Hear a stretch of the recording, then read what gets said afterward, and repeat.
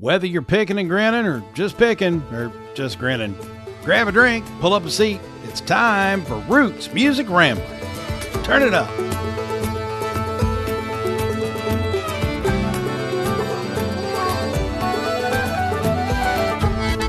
So the day we are recording this, it's the end of January, and apparently Bruce Springsteen dropped a new song today. I have not heard it. In fact, Frank just made me aware of it. So Frank, tell us all about it. So, today's date is what, January 28th. And if you've been following the news, not living in a cave, you probably are aware that the Department of Homeland Security, ICE, uh, agents, I'll use that label loosely, shot and killed another American citizen on the streets of Minneapolis less than a week ago. And the story goes, and I've read this, that Springsteen wrote this song like on Sunday, the day after this happened, and recorded it on Tuesday, so 2 days later, and then released it on Wednesday, which is today. So it seems like Bruce had some thoughts, and it was important to him to share them, and he made sure to get it out to the masses. So the song is called Streets of Minneapolis, and it is exactly like what the title would imply, and what about the situation, right? So, it's damning. It is. He doesn't mince words, and he calls people out like Trump. His name's in the song, and so are the names of Alex Preddy and Renee Good. Um, and, this is why I have loved Bruce Springsteen since I'm 10 years old. I've Yeah, been listening to his music and understanding where he's coming from, the importance of it, since I was 10. I mean, I'm older than 50 now, so it's been a long time that I've been listening to Bruce, and it's because of him that I got into this genre of music, the singer-songwriter, knowing that, or thinking that these songs are like little stories. And this one is just like that. It fits that description. Tragically, though, it's a true story, and one that, we shouldn't be happening yeah, in the United States of America, right? sure. So I commend Bruce for doing it, and I know he's people are going to be saying shit about him. People already do, and I don't care. Bruce is the boss. He's got that nickname for a reason. So, yeah, the song is called, Streets of Minneapolis, and, it's not easy to listen to, Sure. but Yeah. if anybody can do it, it's Bruce. Yeah, and that's obviously, those sort of protest songs and anthems are songs that he's kind of known for in a lot of ways, among many other artists out there over the years. I saw a meme a day or two ago that really kind of strikes a chord, or struck a chord with me, and I think it will with everybody else, because it doesn't really matter what side of political aisles you're on or whatnot. I think this is universally true. When folk music gets popular, shit's bad. And that's because folk artists, singer songwriters, people in the Americana country space, people like Bruce Springsteen, who are known for observations of humanity and human beings and politics and whatnot in their songs, when they are writing songs that are gripping and get your attention and grab you by the shoulders and shake you, something's wrong, and change needs to happen. And I don't like to get into political discussions with very many people, simply because I don't think anybody's, ever, willing to have discourse anymore and discussions. Everybody wants to just point fingers and call each other names. But I think when you have any agent of the American government, whether it is local deputy sheriff, or it's the FBI, or it's Homeland Security, doing what we can all see was done to Alex Preddy on the street in Minneapolis, then our safety, security, and freedoms are up in the air.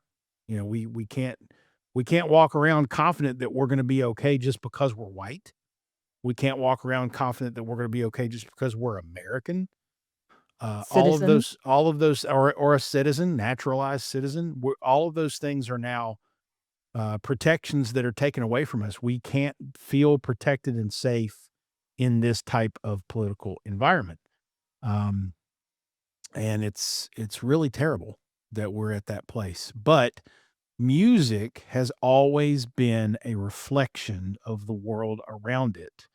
And when the Mm. folk artists, the people like Bruce Springsteen, are writing songs about the situation, that's when we all need to stop looking away from the political issues and stop ignoring political discussions and stand up and say, hey, this is not acceptable. We have to change.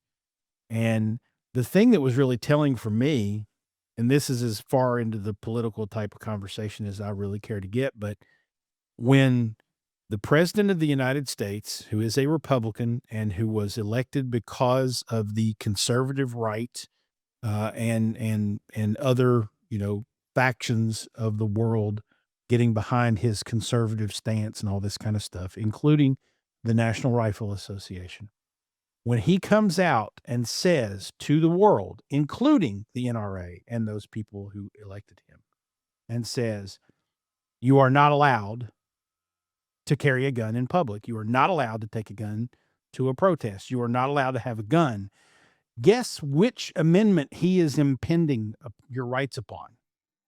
The one that you love so much. Mhm. And don't think he's just gonna go, "Oh, I didn't mean for Republicans." Like, there's some warning signs here. There's a lot of people, and I to be fair, I think a lot of people reach in this particular conversation, this category a little bit.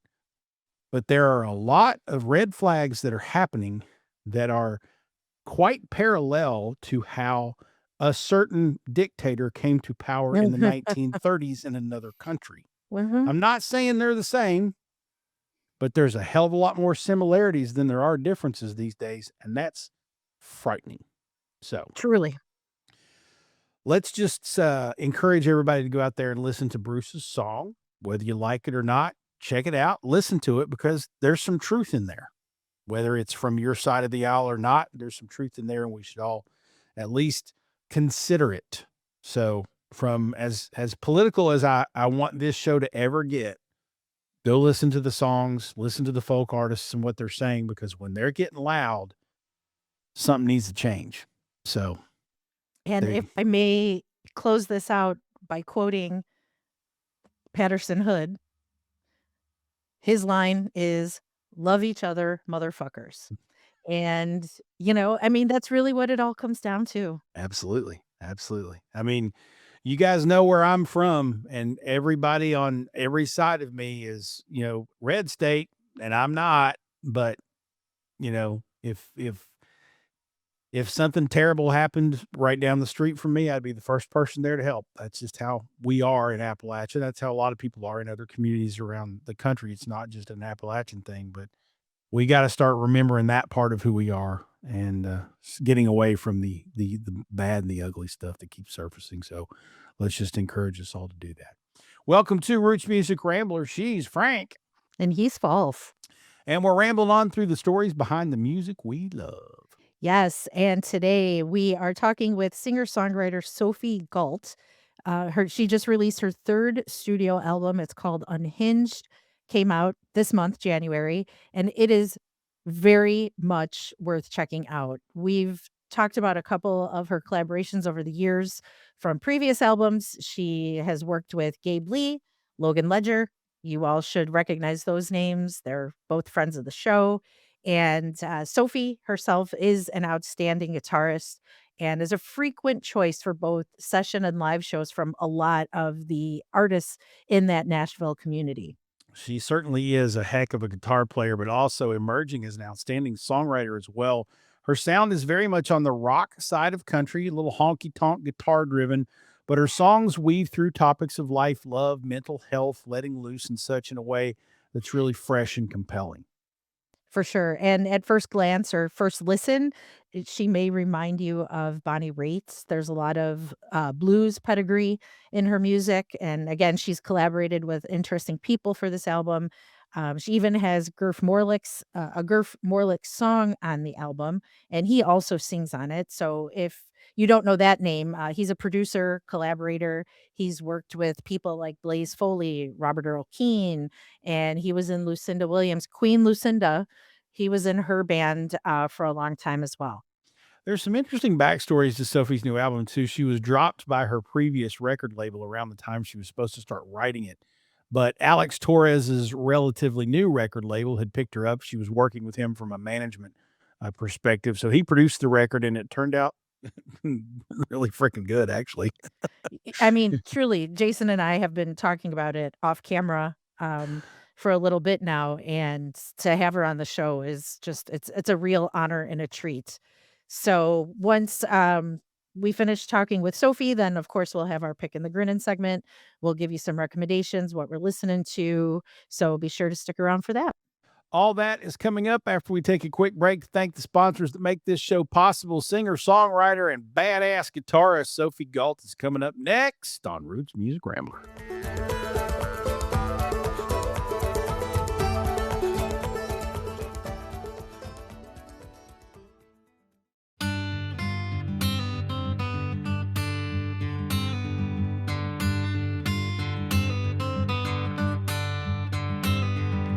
Where's my Studebaker? I'm nobody's pocket change. Jingle when you want to throw around some card game with pencils and old receipts you had to keep to save your ass. Where's my Studebaker? I'm nobody's pocket change. I don't want to love you anymore.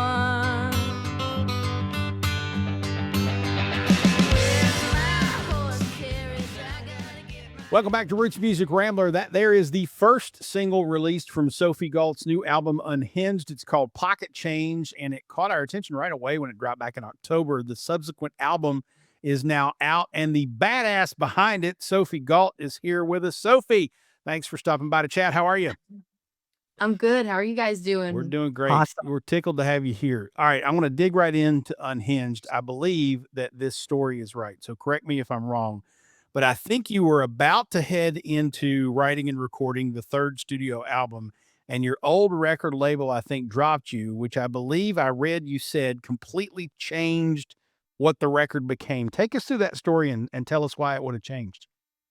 Yeah, I mean, it's more or less got dropped. It wasn't so dramatic like that, but it was they had done two albums on me, and I think they were just ready to move on to other people, and it kind of just gracefully fizzled out. And there's no bad blood or anything. So I just wanted to say that because Sure.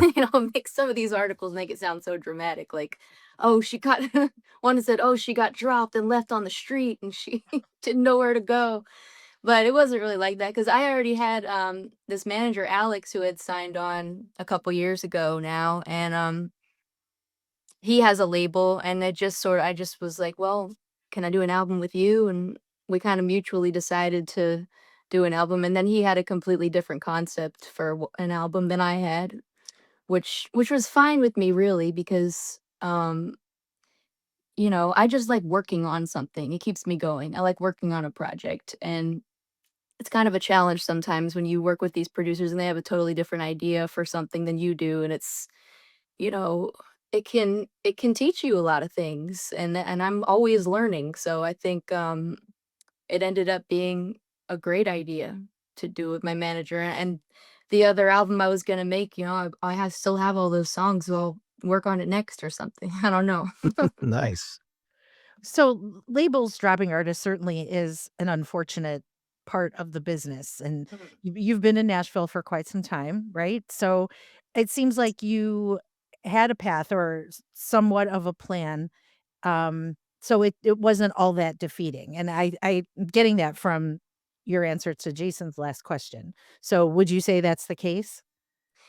Yeah, it's not so defeating because, I mean, if you know who you are as an artist and what you wanna do, um Nashville's a place where things are so accessible, musicians are accessible, there's a million studios, there's a million different producers, and, the only thing really holding people back is money and funding, And that is just a really harsh reality, and all of us deal with it. Where am I going to get the money to do this? And it's not even just to record the album, it's all the stuff that goes with it, PR, radio promotion, all this stuff. Like when you put it together, it's thousands of dollars. Like nobody has that kind of money.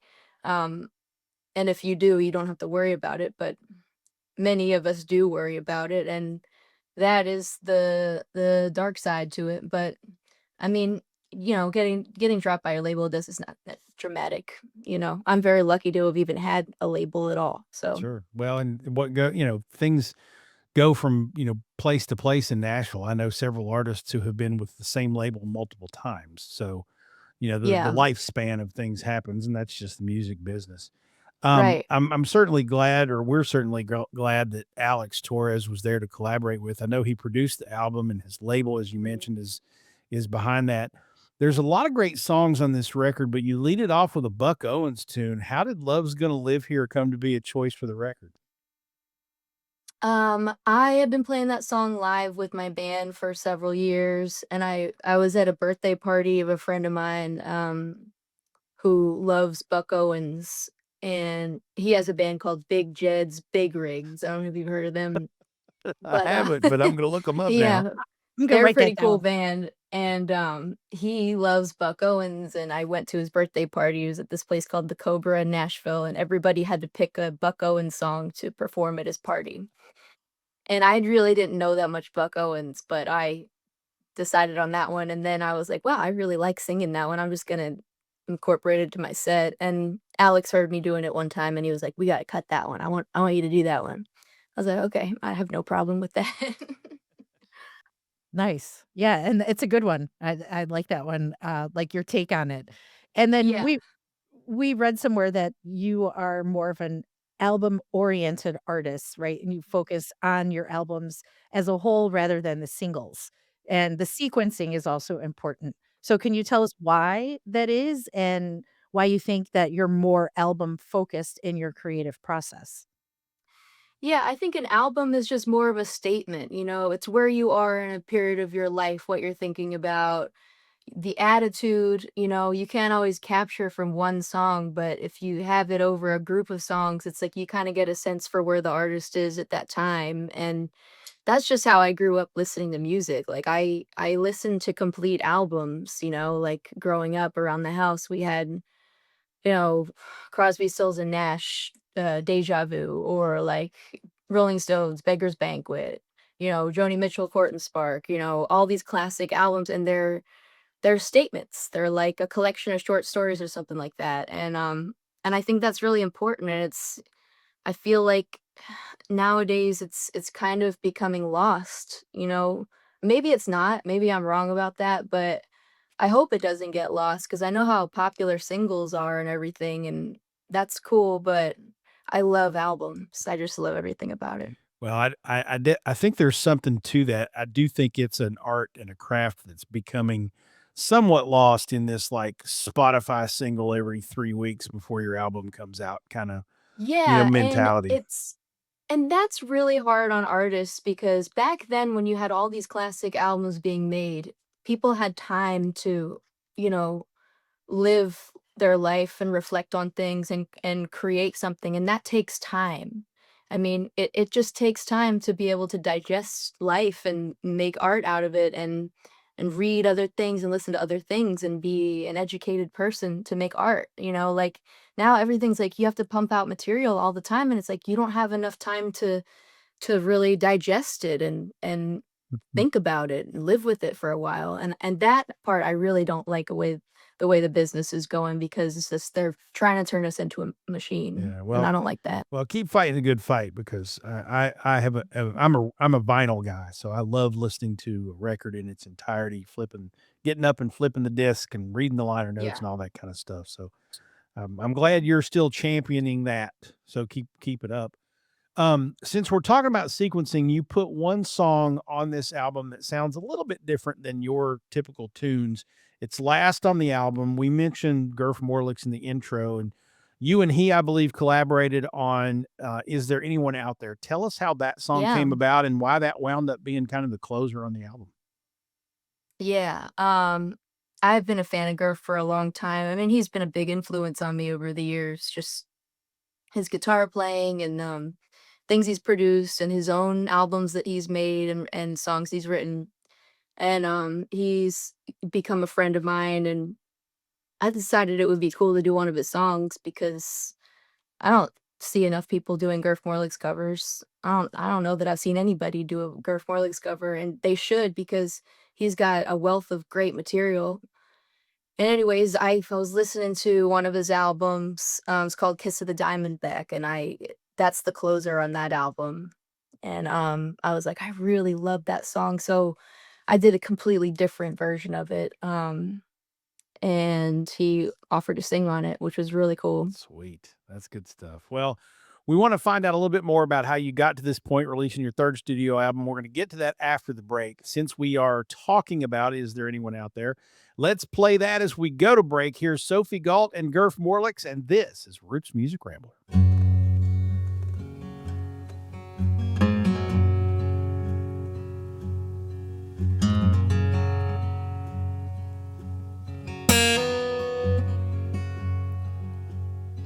War machine to the Western Islands, Giant's tomb to go home bay, Honey Harbor out to the Watchers.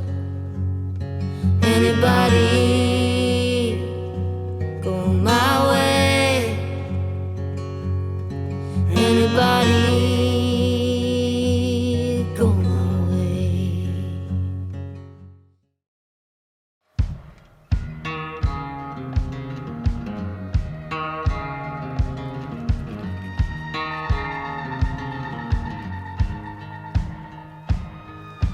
Doubling down on a 17. You're off the script, that's what I need. Bet they've never seen a thing like this. King and queen of a maker's kiss. And if winning was whiskey, we'd be on a bench, unhinged. A little bit crazy, unhinged. Few screws loose. Welcome back to Roots Music Rambler. That is the title track from Sophie Gault's new album. It's Unhinged, and the unhinged one herself, Sophie Gault, is with us. I guess that's a good place to jump back in. You certainly don't seem unhinged, but tell us the meaning behind the song and then maybe the album. What do you hope people take away from all this? Uh, the meaning behind the name, well, the story behind the name was that Alex Torres, my manager, had seen me come out to play at this place called the Underdog, which is a dive bar in East Nashville. And I was playing with my band, and I played that Robert Johnson song, "Stop Breaking Down," which is on the album. And my live shows can get pretty lively. I was feeling it that night, and we're all drinking whiskey and stuff. We're playing, 10, 11 o'clock at night, and things are getting kind of rowdy. And he was like, "Man, you sound unhinged when you sing stuff like that."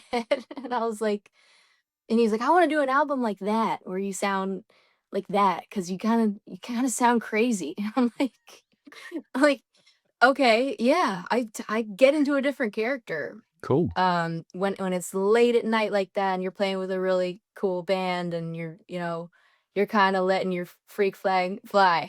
And, you know, and he was like, "I want to do an album like that." So we selected all these songs that sort of let me do that. It Nice. it works, and Mm. it's unhinged in a good way, Yeah. for Yeah. sure. So Yeah. before you became unhinged, all right, let's go back to the beginning. You're not originally from Nashville, is that true? Um, No. Yeah. okay, all right, and then so tell us about growing up. You mentioned how, you listen to albums, there's always music playing in the house and stuff. So tell us a little about that and how music became a thing for you. Who taught you how to play, who inspired you early on, all that good stuff.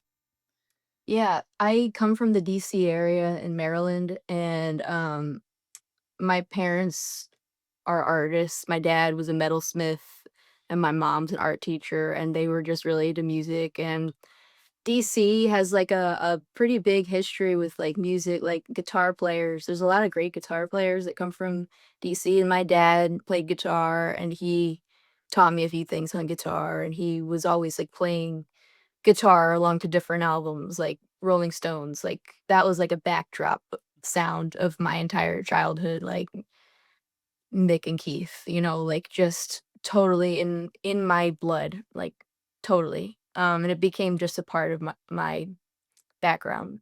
And yeah, so my dad taught me a lot about guitar, and he had gone to middle school with Danny Gatton. I don't know if you're familiar with him, but he's a very well-known Telecaster. He's called the Humbler. Nice. Great guitar player. And so I just knew like a lot of these names growing up, and I learned a lot from my parents and my dad especially. Nice. So what inspired you to move to Nashville? And when you did, were you at a point then where you were writing songs, you were going after publishing or recording contract, or was it more, I'm going to move to Nashville and then figure it out? Yeah, there was no plan at all. I mean, I didn't even want to stay in Nashville. I came to Nashville to do like an internship for college, and I had taken a leave of absence from college, and the internship was just an excuse to come down here. And I thought I'll give it like the summer, a couple of months, and I'll just hang out with cool songwriters and maybe learn some stuff, maybe write some stuff, and then I signed a lease, and then the lease turned into another lease, and then I've lived in like 7 or 8 different places in Nashville over the past 12 years I've been here, at least, and there was no plan. I didn't know how any of it worked. In fact, I quit. I had quit. I moved to Murfreesboro, Tennessee. I was gonna be a teacher. I was going to grad school, and, I was gonna, like, teach 2nd grade, and that was my plan. I was totally done with music, and then I got signed. Wow. So, there was no plan until I got signed, and suddenly I had a budget to make an album, and luckily I had enough songs. So, That's awesome. yeah, I remember going to a coffee shop. The head of the label, was like, "I want you to meet up with this guy, Jake." And I was like, "Okay." And I go to this coffee shop, and we're having this long conversation. I'm really not following what this conversation is about. And he's like, "Yeah, so I'm your publicist now." And I was like, "What?" Like, publicist? It was so bizarre to me. I just had no idea how any of it worked. And that was like 6 years ago. So I've definitely learned a lot since then. Nice.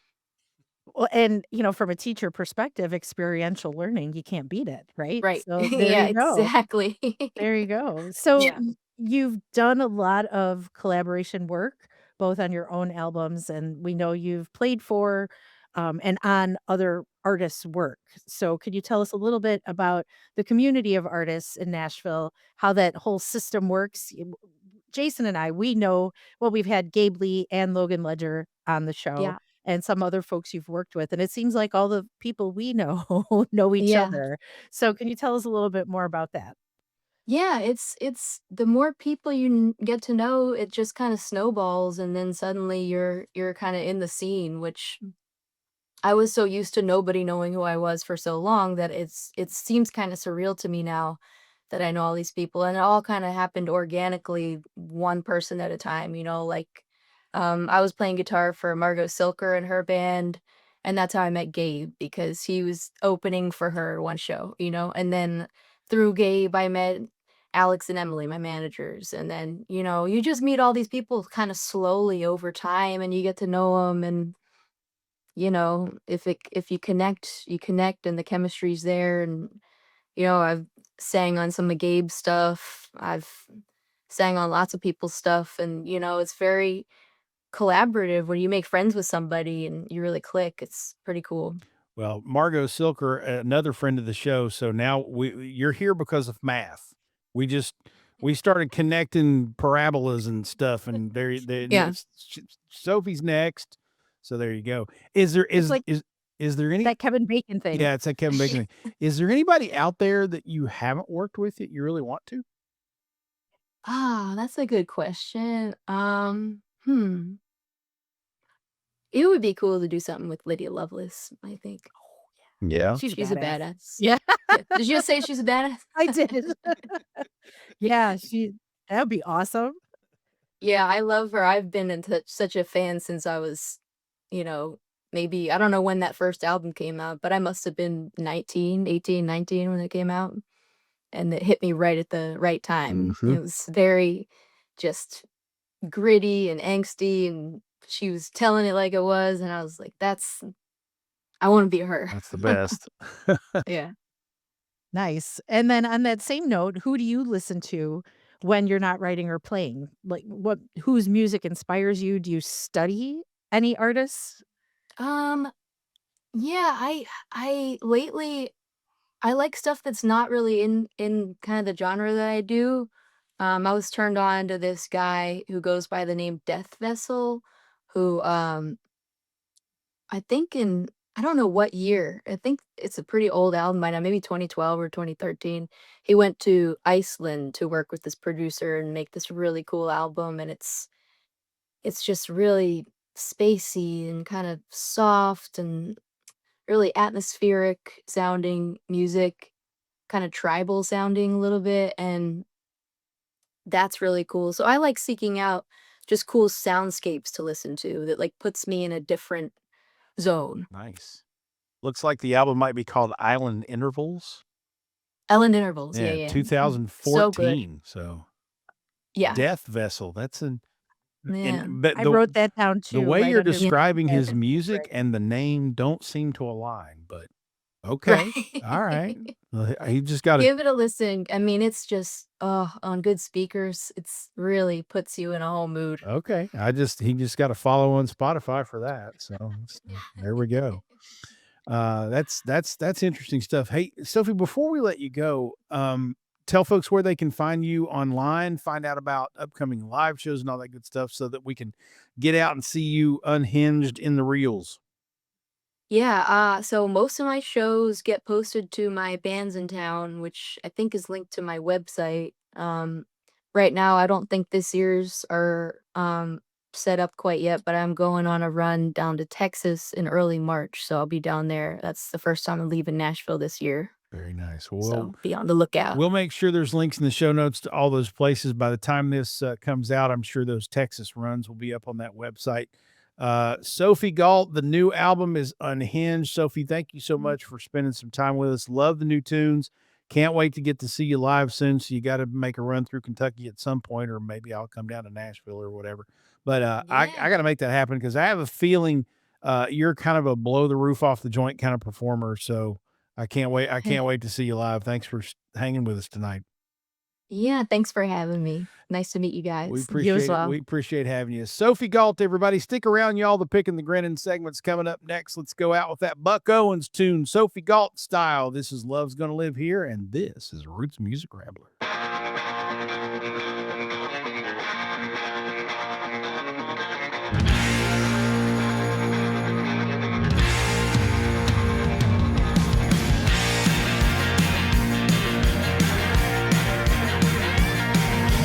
Sun's gonna shine in my life once more. Love's gonna live here again. Things are gonna be the way they were before. Love's gonna live here again. Love's gonna live here. Love's gonna live here. Love's gonna live here again.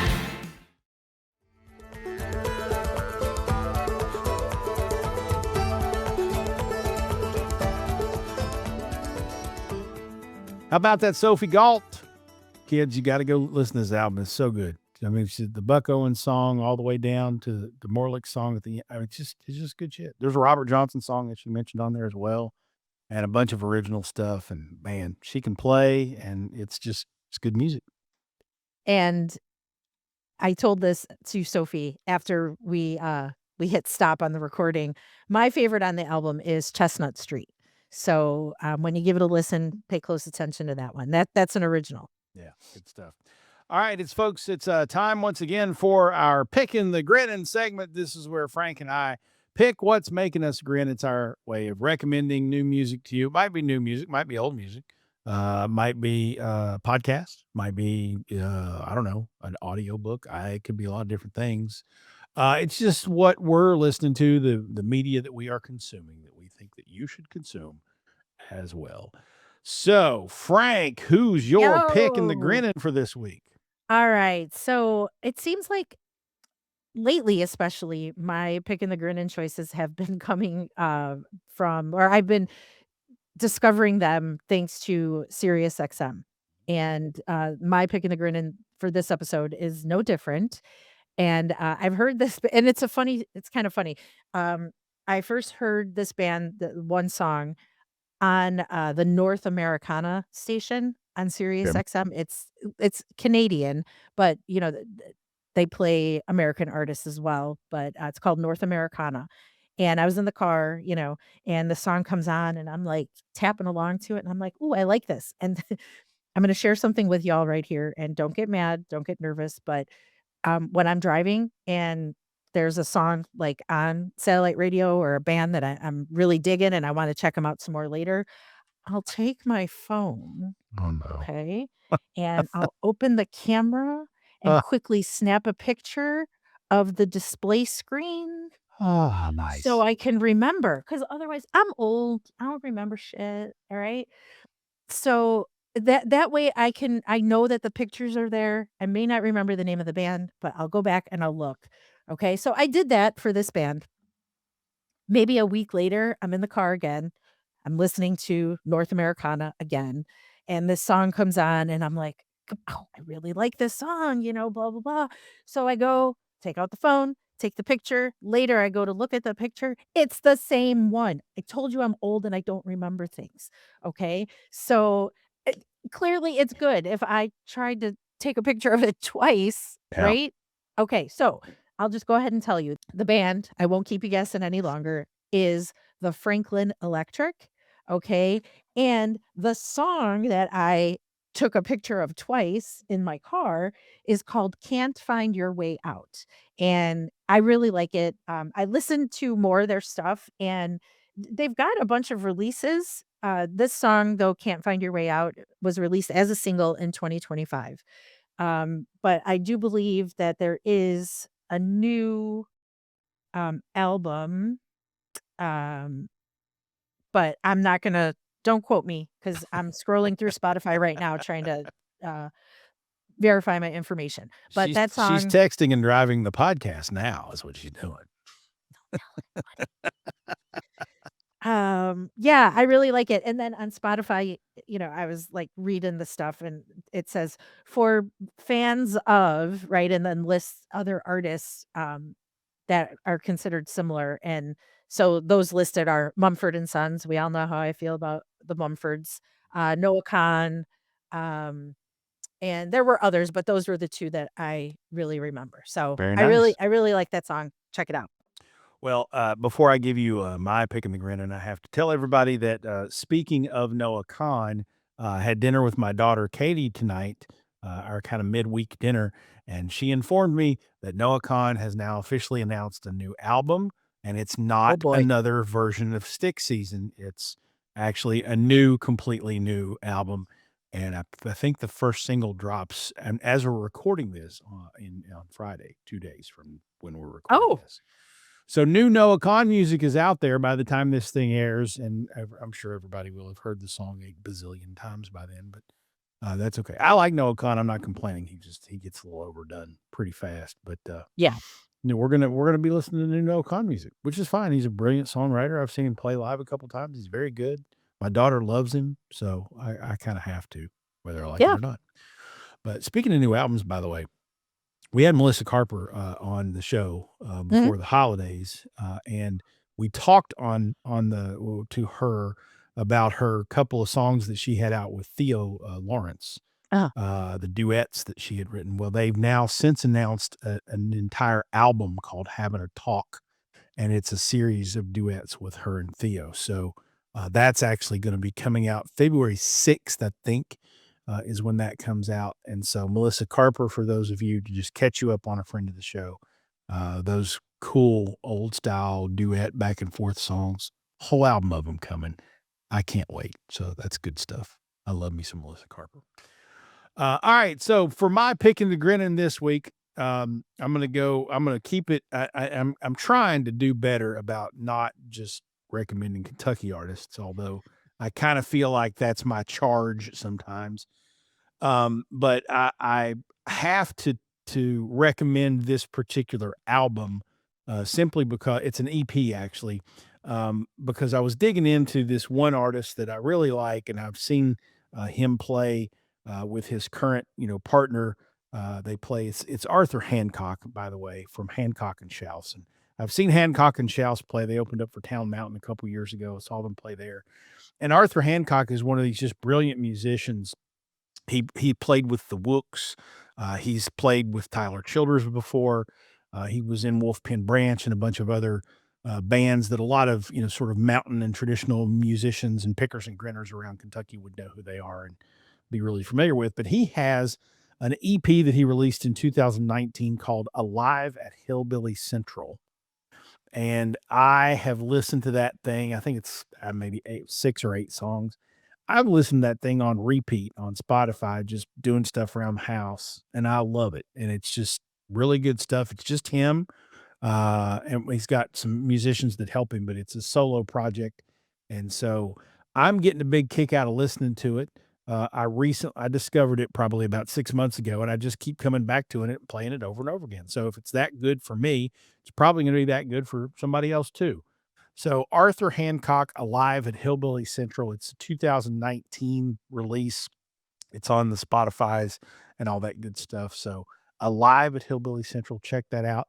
And if you don't know Arthur Hancock all that well, if you've never heard of Hancock and Schaus or the Wooks or whatnot, do some rabbit holing because you're going to find some music that you really, really enjoy. Really good, talented musicianship there from him and all the collaborators that he's had before. There All you go. right. So we got some good stuff to go listen to. I like it. Heck yeah. And Starting with Sophie Gault. I got to jump off here and go listen to that Bruce Springsteen song because now I'm curious. I gotta experience that. Let it Yeah. sink in. So, but it's good. It's good for the soul. Good for the soul. Roots Music Rambler is a production of Falls and Partners, copyright 2026. Our theme music is Sheepskin and Beeswax by Genta Corum. Join us online at rootsmusicrambler.com and make sure you mash that subscribe or follow button so you remember to join us for the next Hoe-Down and Throwdown. She's Frank. And he's Falls. And whatever you do, kids, ramble on.